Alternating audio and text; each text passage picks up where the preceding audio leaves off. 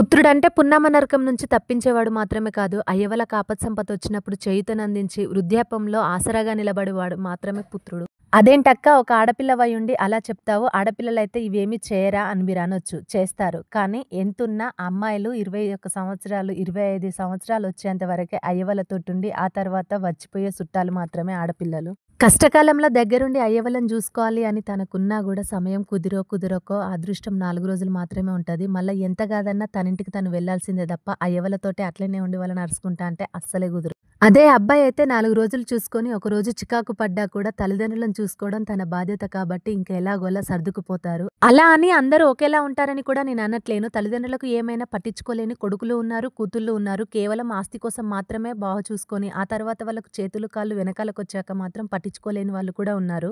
భార్య తల్లిదండ్రులని తన తల్లిదండ్రులుగా భావించి చూసుకునే అల్లుళ్ళు కూడా ఉన్నారు. అలాంటి వాళ్ళకి ఒక సెల్యూట్ చేస్తూ వీడియో నచ్చితే ఒక లైక్ చేయండి. Thank you so much.